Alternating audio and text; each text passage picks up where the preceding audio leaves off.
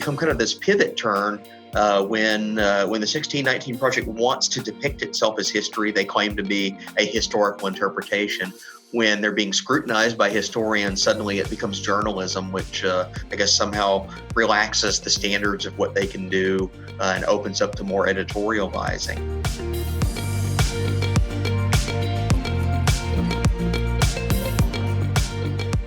Welcome to Acton Line, a product of the Acton Institute for the Study of Religion and Liberty. I'm Eric Cohn, executive producer. Since debuting in the New York Times Magazine on August 14th, 2019, the 1619 Project has ignited a debate about American history, the founding of the country, and the legacy emanating from the nation's history with chattel slavery. The project's creator and editor, Nikole Hannah-Jones, has described the project as seeking to place, quote, the consequences of slavery and the contributions of Black Americans at the very center of our national narrative. Components of a related school curriculum have been adopted in major cities like Chicago, Washington, D.C., and Buffalo, New York. For her work on the project, Hannah-Jones was awarded the 2020 Pulitzer Prize for commentary. A book collecting all the essays debuted at number 1 on the New York Times nonfiction bestseller list in November 2021. Now, the 1619 Project has been reimagined as a television docuseries from Lionsgate and Hulu. But the project has also come in for heavy criticism from historians and economists of all political and philosophical persuasions for inaccuracies in, quote, matters of verifiable fact, unquote, in history and economics. In response to these critics, Nikole Hannah-Jones has declared the project not a work of history, but instead a work of journalism. One of the project's most frequent critics is Phil Magness, Senior Research Fellow at the American Institute for Economic Research. In this episode, which is a rebroadcast of an interview from August 2020, I talk with Phil Magness about the objectives of the 1619 Project, the economic history of slavery, the project's historical errors, and why many Americans seem to have such a difficult time accepting the complicated totality of our own history. You can find additional resources in the show notes for this episode, as well as find previous episodes of Acton Line on our website at acton.org/actonline. And if you like this program, you can help us reach even more listeners by sharing it with a friend and leaving us a 5-star review on Apple Podcasts. We welcome your comments as well. Acton Line is available on Apple Podcasts, Google Podcasts, Spotify, or wherever you listen.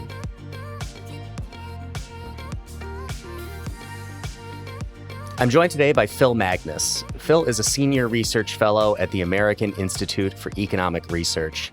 He is the author of numerous works in economic history, taxation, economic inequality, the history of slavery, and education policy in the United States. His most recent book is The 1619 Project, A Critique. Phil Magness, welcome to Acton Line. Thank you for having me. So you recently tweeted a question out, and I think I'm going to turn the question around back to you and have you answer it. You asked, is the 1619 Project history, not history, or history and not history? So if you could lead by answering that question, and then give our audience your best summation of what the 1619 Project is. Right. So I guess a little preface to the question is this emerged from the lead editor of the 1619 Project herself, Nikole Hannah-Jones, who's a writer for the New York Times. And basically what she did when this journalistic venture was launched a little under a year ago, so August 2019, they presented the 1619 Project as not only a journalistic endeavor, but a supplement to classroom education, especially K through 12 education.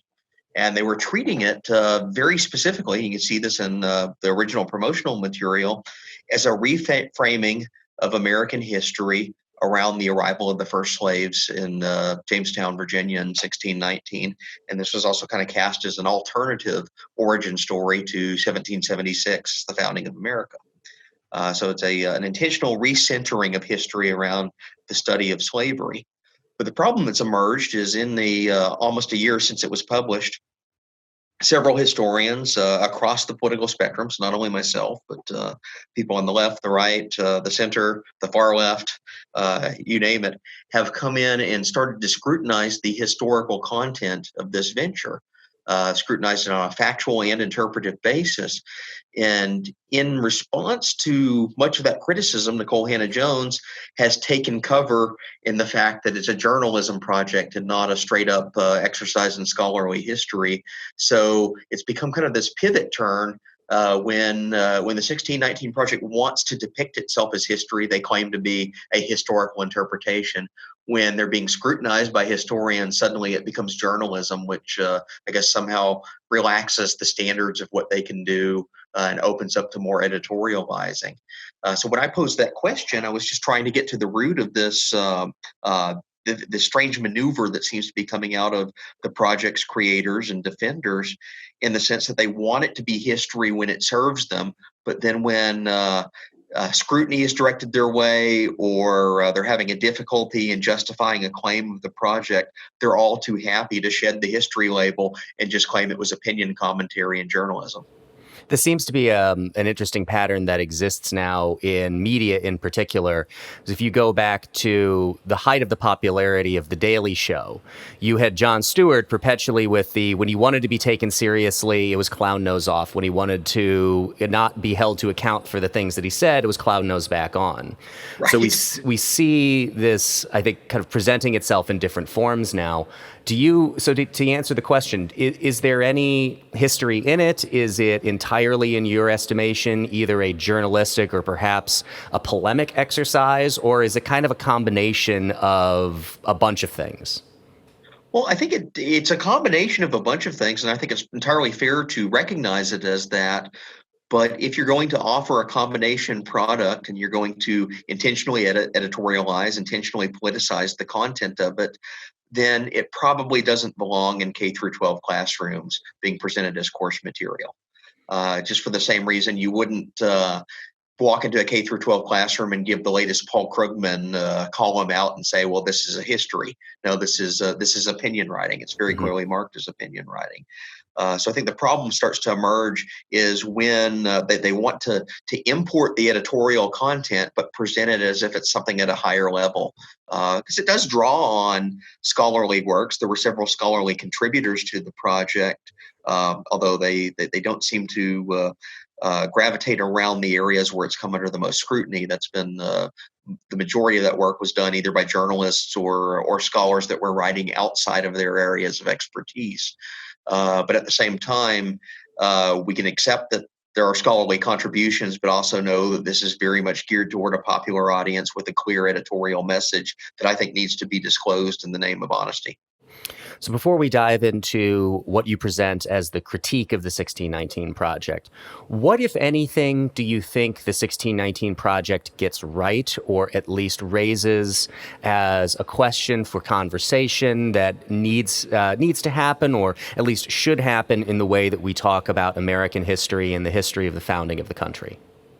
So the project itself, I think, begins with a very admirable goal, and that is to redirect our attention to slavery as a subject as not just something that seems to emerge right before the Civil War and goes away, but a long-standing recurring theme of American history. And that's both the first 200 years or so of its existence prior to all of the events that we know is more familiar in relation to slavery, and then also the legacy since abolition. So they're trying to take a more holistic approach to slavery from its origin point, at least in the English-speaking colonies, all the way up to today, and its legacies and its fallout over the last century and a half since it was abolished.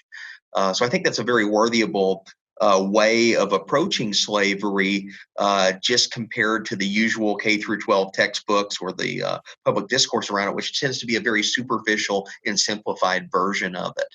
But I'd say this is probably true of almost every topic in American history.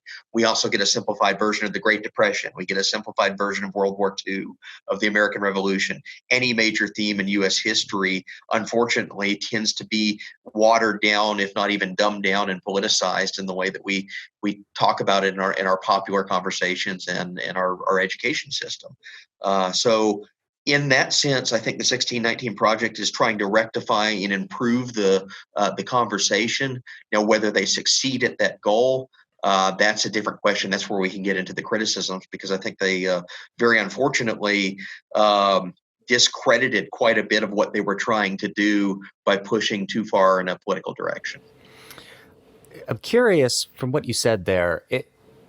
Before we get into the critique, do you think the teaching of history in that sense is just kind of difficult? Because I harken back to my own experience in elementary school and even in high school.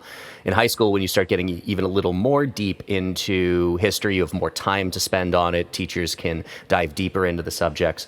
I still remember getting the history of the Great Depression, for example, of, the market collapses, the Great Depression happens, and then FDR's New Deal saves us. And it took a long time for me personally, reading Amity Shley's The Forgotten Man, even some deeper understandings of, if you had a job during the Great Depression after the collapse of the market, you were probably okay, if not, mostly fine. It was people who found themselves unemployed, had really no opportunity of finding new employment. Do you think in that sense it's just difficult to teach history when you only have a limited time and a limited attention span to do so? Yeah, especially to get into details of history and nuances of history, of anything that breaks from just a very superficial grand narrative.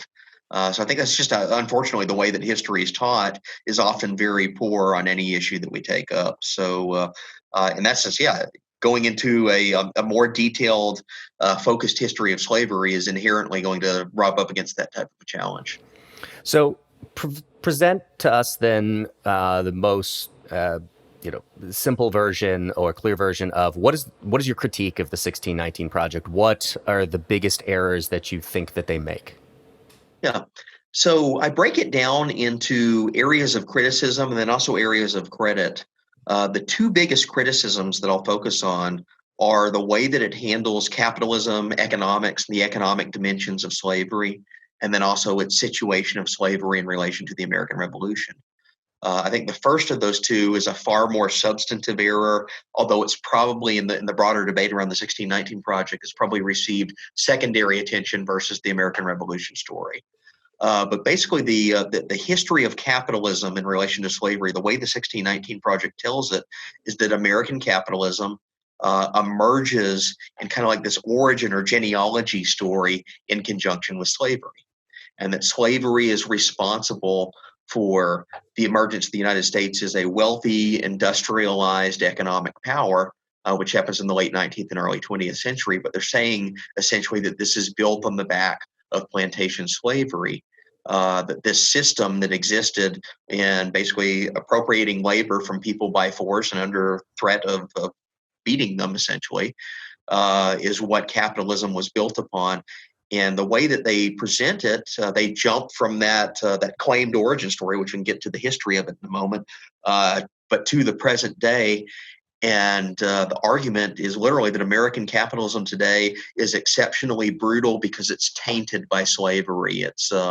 It has a genetic origin that carries forth this sin with it, and therefore we need to rectify capitalism. We need to do something to fix this problematic origin, to purge the problematic origin. And really, in the 1619 Project's editor's mind, that means adopting socialized healthcare, redistributing wealth, all the usual litany of progressive policy advocacy points that are tied to maybe what a far left Democratic Party electoral agenda would look like in 2020. So it's trying to rationalize policy preferences today on the far left by claiming that they're necessary because of the legacy of slavery. So this is, if I understand correctly, a school of thought called the New History of Capitalism? Yes. Yes. So, New History of Capitalism. It's an area of it's a historiographical movement. Is probably the best way to think of it. Small but very pronounced and vocal group of historians emerged around the time of the financial crisis. So it's really we're talking about mid to late 2000s to the present when this is coming to its own. And this group of historians basically claimed to set out to investigate the economic dimensions of slavery. There's a bit of a misnomer when they call themselves the new historians of capitalism. there's not really as much novelty as their title that they assign themselves would suggest. And this also extends into some of the major works in it. So Ed Baptist has this book that's kind of considered one of the founding components of the subfield. It's called "The Half Has Never Been Told," and of course, the implication there is he's telling the story that's never been told. What it really is this far left-wing, anti-capitalistic, ideological story that tries to basically reinterpret the history of slavery as some sort of a manifestation of laissez-faire capitalism, of trying to interpret the instruments of slavery as what markets would do if they were left to their unfettered and uncontrolled and unregulated devices. In other words, they basically enslave a segment of the population and exploit them of their labor, and some people would get rich on that, and a lot of people would be in abject misery because of it.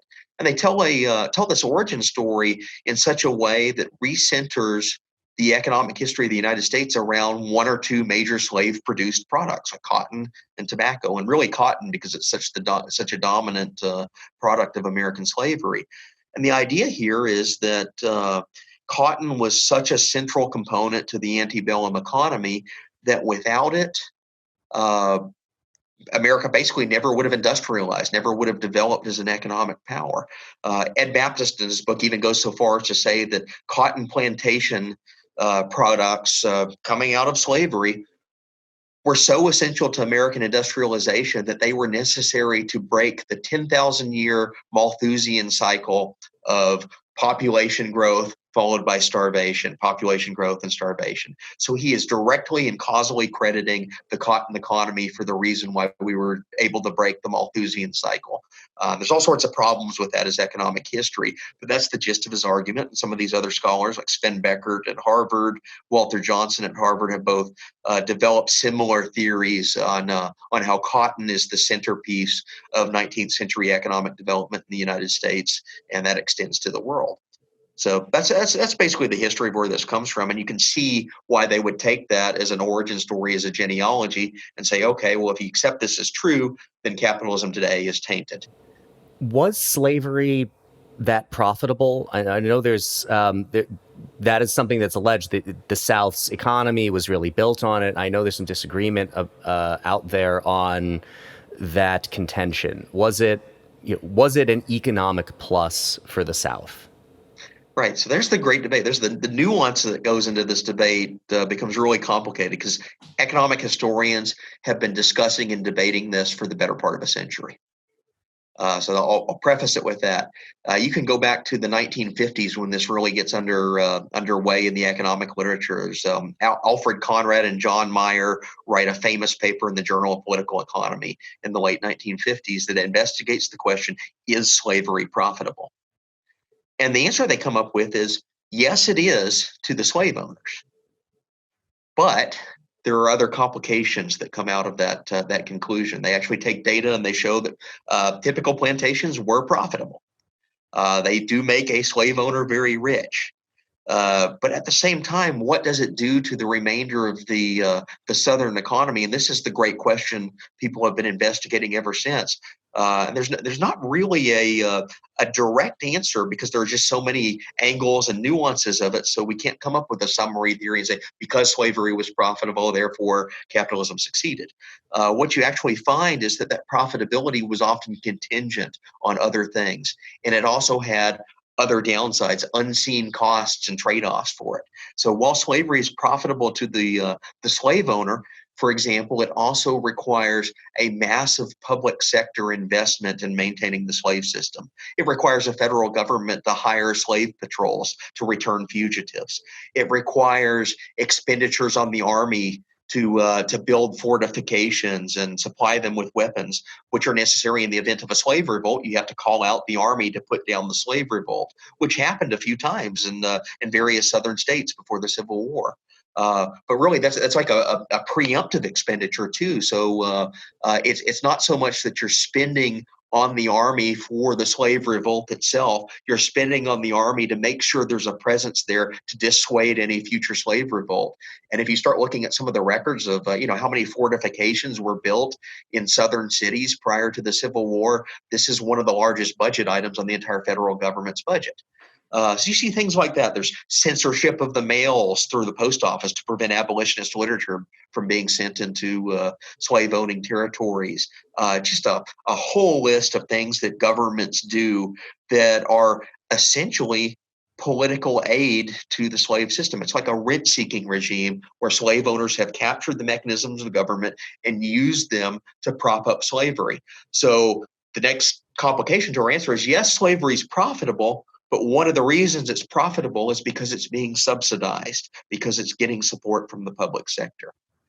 So you throw that question in there. Then there's also other complications. We are weighing its profitability, but profitability does not necessarily mean efficiency.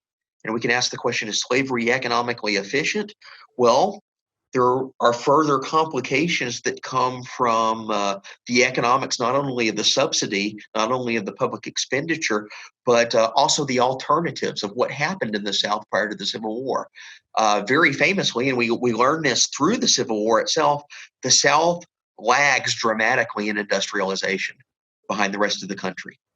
You can look at railroad miles, railroad miles in the southern states relative to the northern states. It's not even a comparison. You have 2 to 3 times as many railroad miles that are being built in the free states as there are in the slave states. There are very few industrial centers in the South. It's basically a 1 or 2 product economy with a little bit of small manufacturing taking place, but it's on a case by case basis. It's very narrow, very isolated. Basically, Richmond, Virginia is about the only city that even has a hint of manufacturing base growing in it prior to the Civil War. That's why the Confederacy wants Virginia to join them, as they see that as a crucial component of their economy. But what this means is there's probably something going on where the path dependency of building an entire economy around slavery and cotton production and other slave-produced crops actually keeps out and crowds out and prevents an alternative industrial base from emerging in that region of the country. And prior to the Civil War, you have mounds of abolitionist literature that's looking at this. There are abolitionists that tour the South, and they all write their travelogues and their diaries, and what they keep coming back to is the same point, is they're shocked at how underdeveloped and under-industrialized this region is. And they're also shocked because they see inefficiency in the form of land is misutilized because it's been basically redirected to slave production on the plantation system, which alters the economic dynamics of what else you can grow. So there's a whole, if you think back to Frederick Bastiat, the seen versus the unseen, there's a whole unseen story attached to slavery, which becomes very, very difficult to calculate like a dollar amount of what is unseen because it never happens, but we do know that it's there. And the gist of this means is that slavery could be economically profitable, but subsidized, but also probably economically inefficient if you bring into consideration all these other factors, the unseen factors.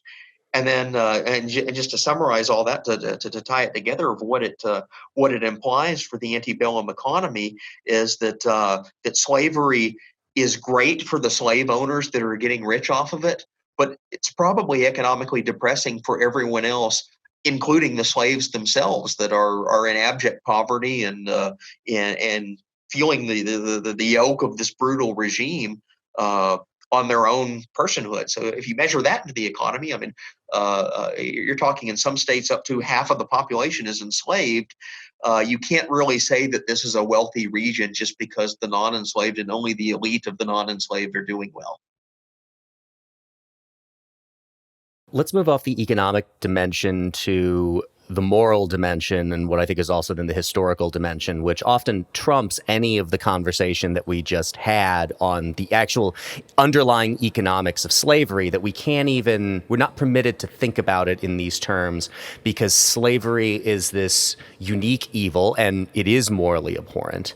And I think that, in my light, is a major reason for this, trying to recenter the narrative of the founding of the country around 1619, which also, if I understand correctly, is a bit of a literary project as well, because if I understand correctly, you can point to the arrival of slaves, or at least indentured servants, prior to that in the Americas. So picking 1619 is a bit arbitrary and literary to make it, come out in the year 2019 and have it coincide like that. You had, what if you could comment on this? So Senator Tom Cotton said, perhaps not the best phrasing recently, that slavery was a necessary evil with regard to the founding of the country.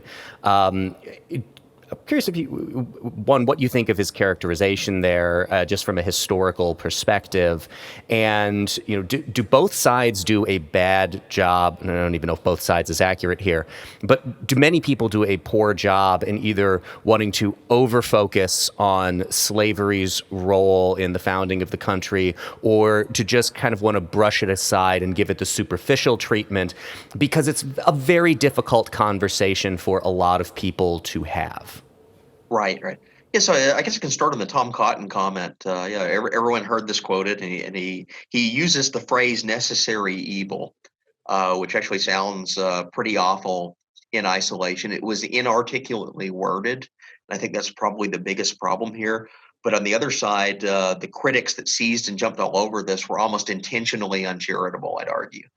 So what is Cotton talking about when he says necessary evil? Well, they interpret it as he was saying slavery itself was a necessary evil to build the country. And what he seemed to be getting at least in the context, rather was a reference to the bargain that struck at the founding, struck at the Constitutional Convention in 1789, where in the northern states accepted the political alliance with the southern states as that being the necessary evil. In other words, they tolerated a political union with slave owning states, knowing that in order to both first win and then secure the permanence of our independence, we needed all 13 states together. We couldn't go it alone and have a New England Confederation and a Southern Confederation. In other words, because they're going to be fighting European world powers that had designs in the North American continent. And in order to pull this off, the unity had to be prioritized over the question of whether we make a union with slave owners. So the necessity there, I think, is really a reference to the political compromise that had to be made to keep the southern states in the union with the northern states, and therefore win the war, and therefore secure and establish a new country's independence. It's not saying that slavery was something that was necessary for us to accept itself. Unfortunately, I think Cotton was very inarticulate in the way that he phrased that, and his critics are being intentionally uncharitable in the way that they're seizing on what is at most an inarticulate phrasing for something that is really not all that controversial of a historical point. People that study slavery openly admit and acknowledge, is well documented from the Constitutional Convention, that Northerners who were opposed to this institution kind of pinched their nose and said, okay, we need a political union now, we'll deal with this down the line. That's abundant in their writings. As to the broader question of dealing with slavery's role in the American Revolution, part of the reason why I think it's such a difficult subject is not because it taints the American Revolution, but because slavery cross-cuts the revolution itself. It's something that affects both the loyalist and the colonialist, the revolutionary sides. There are slave owners on both sides. There are anti-slavery men on both sides. And the broader question you need to ask is not if slavery is aligned with one side or the other. That's where the 1619 Project, I think, goes really wrong on a point of historical fact. They try to depict the British side as being aligned with abolition, and the colonists, the revolutionaries, as acting to defend themselves against the British threat of abolition from abroad, which is not the case at all. What you see when you start looking into the evidence behind that is that Nikole Hannah-Jones has badly misinterpreted several points of historical evidence as anti-slavery movements, when what they're really doing is a cross-cutting of British politics and American politics at that time. So the one that her critics seized upon as in 1775, the British colonial governor of Virginia, Lord Dunmore, issues a proclamation to put down the rebels. So they haven't declared independence yet, but there are armed uprisings. There's already a move toward independence in the state, or at least a show of arms to force reform. And what Dunmore does is he calls out a militia, and he offers freedom to any slave that joins that militia. It's basically an attempt not so much to instigate abolition, but to instigate a slave revolt against the rebels, the colonists.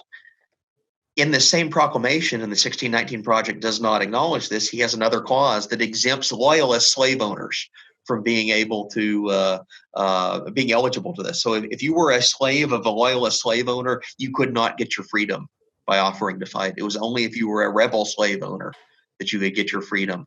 So already there's a caveat that's completely changed the story of her interpretation. We also find that Lord Dunmore himself is actually a pretty nasty character when it comes to his own personal relationship with slavery. He's a colonial figure in the British government for decades, moves around to other colonies after the United States. He goes to the Bahamas, where he proceeds to basically rule over a brutal slave regime. He uses the government of the Bahamas to appropriate slave labor to build fortifications across the island, and is regarded as one of the most brutal and abusive governors in the history of the Bahamas. As a result of that. So it's not like this guy is an abolitionist trying to threaten the American slave system and therefore provoking a revolt. That's the story the 1619 Project tells. Really what's going on is slavery is being weaponized by both sides of the independence debate to their own purposes and needs. And what you see is also in the fallout of the revolution. This is another point that's not really acknowledged very much in the 1619 Project, is independence itself basically frees the northern colonies to create their own new state governments. And what's one of the first acts that most of those state governments do? By 1799, every state north of Pennsylvania, with the exception of New Jersey, has instituted either immediate or gradual abolition through its new state constitutions, through its new state legislatures, in some cases through court cases. So it starts in Massachusetts. I think it's in 1783. Pennsylvania in 1780, when they adopt their new constitution, they put in measures in place to allow for gradual abolition of slavery. Vermont, when it joins the Union, comes in under an anti-slavery constitution. New Hampshire follows. New York follows. Connecticut, Rhode Island, the whole northeastern United States, basically by the end of the century, is either enacting or well on its way to enacting an abolition of slavery. They also extend this to the Northwest Territories, which is the modern-day Midwest. When they admit them into the states, they do so under an ordinance that prohibits this spread of slavery there. So you have to ask the counterfactual question on this: would this have happened under British rule? And one of the implications is probably not, because it would have required a different political process to carry it out. So this has opened up, by the revolution itself, a chance to abolish slavery in parts of the country where it previously existed. So that's as much a part of the story as you get on the other side. This is why I say slavery cross-cuts the entire revolution.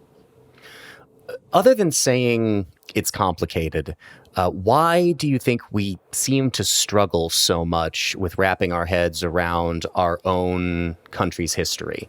So you have efforts like these in the 1619 Project, or you could also point, I think, to Howard Zinn and his very influential history book, where he is quite honest in the introduction to that I'm telling the story of America from the point of view of everybody who has been oppressed and beaten down and subjugated.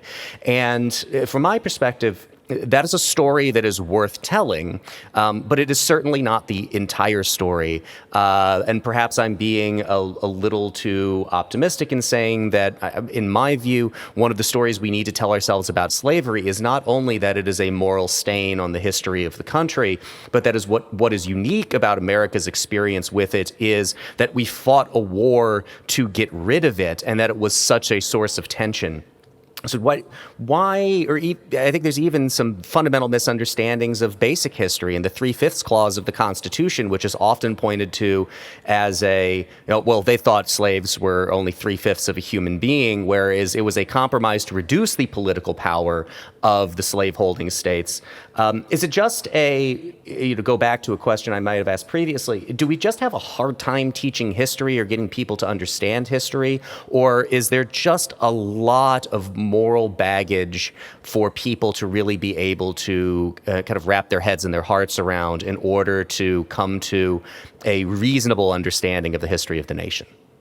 Yeah, so it's a difficult and inherently morally fraught subject matter. I mean, there are few other subjects that are more severe in their moral baggage in all of American history and really in many aspects of world history. I mean, it's in the same territory as like discussing the Holocaust. You are talking about terrible human tragedy. You are talking about oppression. You are talking about injustices and injustices that were carried out by the state and carried out under state sanction.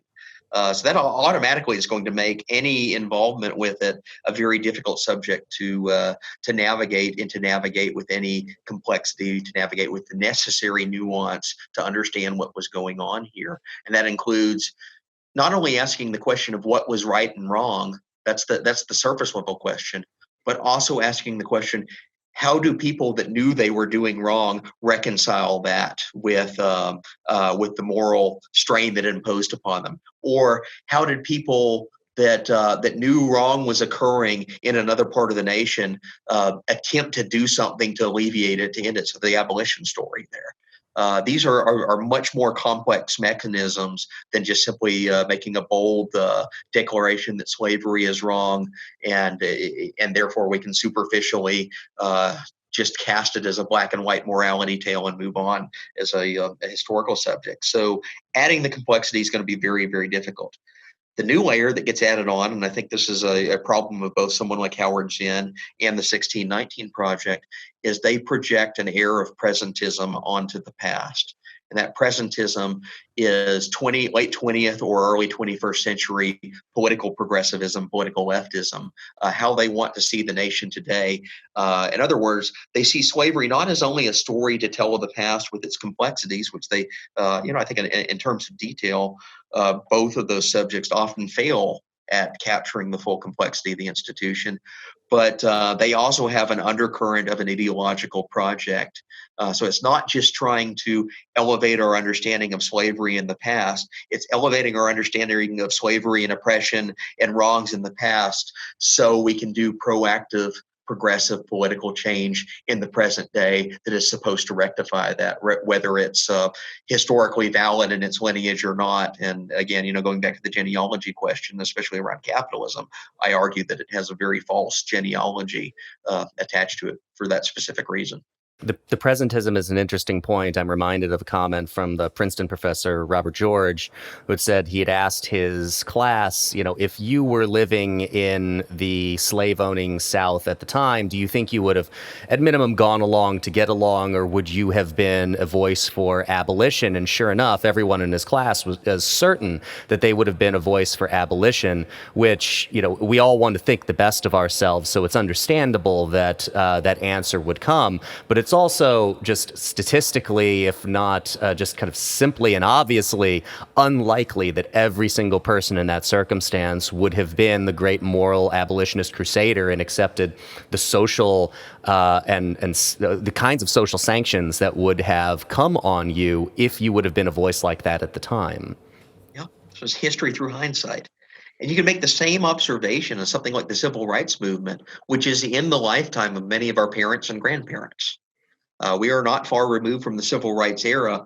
Compare the Gallup opinion polls of, say, like Martin Luther King's movement in the early 1960s versus where, if you were to ask those same questions today, you ask them today, you get something like 90% approval ratings of it. If you go back, then you find just a generation or two ago that you have a huge political divide. And it's very easy from the present to say, oh, yeah, if I had lived in 1965, I would be standing on the bridge in Selma, Alabama to fight for voting rights. That's very easy to say today, but if you lived in 1965, I guarantee it just by the political spread in the country that there would be a lot of people that were on the wrong side of that issue. That today it's easy to claim that they would have acted in the right and acted in a morally appropriate way, but we just know from the historical unfolding of the events as they occurred that that's not a realistic projection onto the past. Phil, do you know anything about the rate of adoption of the 1619 Project curriculum into schools? How widespread is this? Yeah, so there's no like national accounting of statistics. What we do see is that specific cities and county school districts have ordered its adoption and did so very early on. This was a conscious marketing effort by the New York Times, and they paired with the Pulitzer Center to do this. It was launched almost the same day as the project itself back in August 2019. They had a ready marked up curriculum that they were handing out to school teachers that said, here's how you use this in your classroom. This isn't an organic growth out of the 1619 project. It was a component of it from the beginning. We do know that I think Buffalo, New York was one of the first full school districts to order its implementation. We've seen similar stuff coming out of Los Angeles and Chicago. So major cities, it's which is has a very large school population. There has been talk in official channels and legislatures to either require or incentivize or somehow fund and distribute the inclusion of the 1619 project as a K through 12 public education system. And every time this happens, you have the New York Times and Nikole Hannah-Jones, they're cheering it on. They're very much in favor of using the political power of the state to give official sanction to this project, which is kind of interesting because you juxtapose it against Tom Cotton's comments, which were in the context he's proposing a bill that I believe strips funding from school districts, strips federal funding from school districts that implement the 1619 project.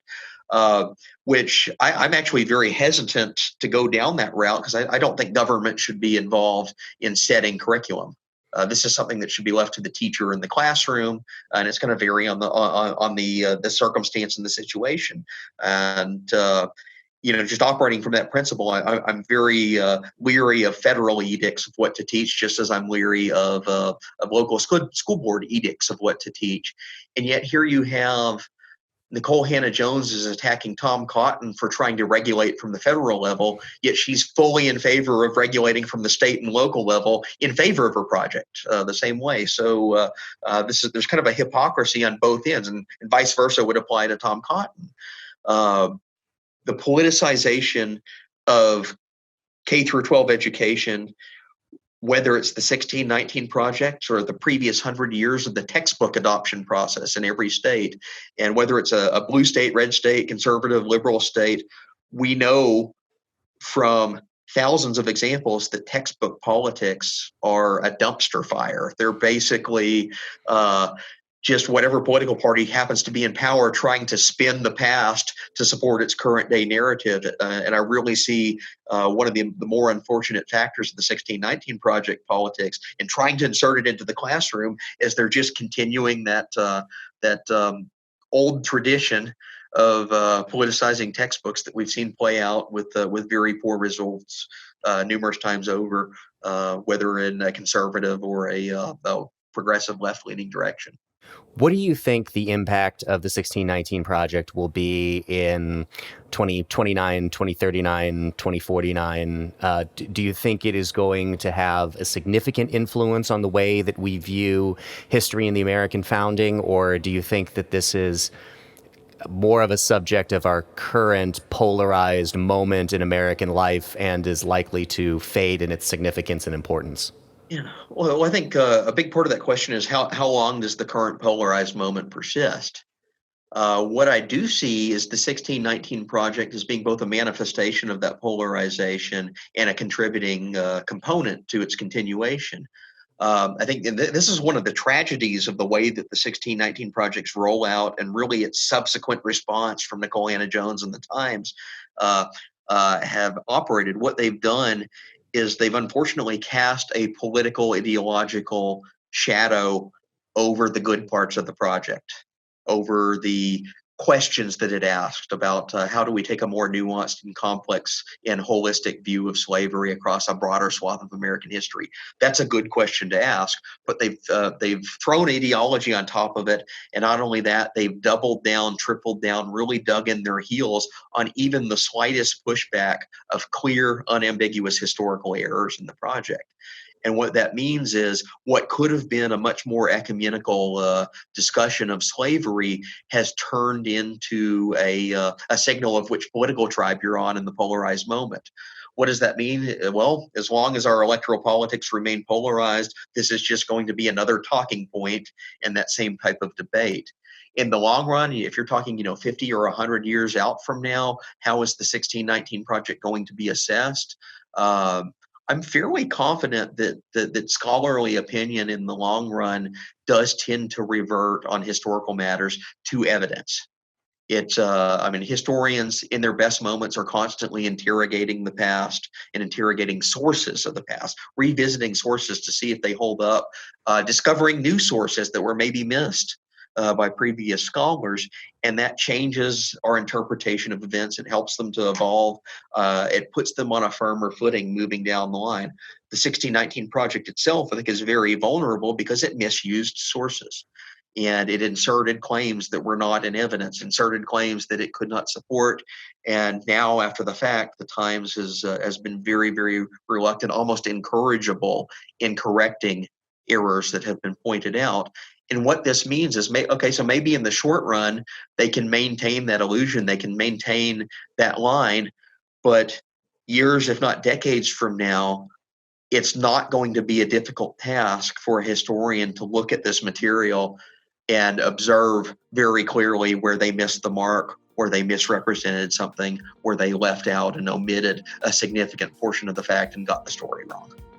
Phil Magnus, Senior Research Fellow at the American Institute for Economic Research and author of the 1619 Project, A Critique. Thank you so much, Phil, for joining us on Acton Line. Oh, thank you for having me. As always, thank you for listening. Our team loves putting this podcast together for you. It's encouraging to hear from our listeners. Feedback is incredibly important to us because it lets us know what you'd like to hear more of, including the kinds of topics you're interested in most. If you have comments, feedback, or ideas for a show topic or interesting guest, you can email our team at producer@acton.org. Until next week, for Acton Line, I'm Eric Cohn.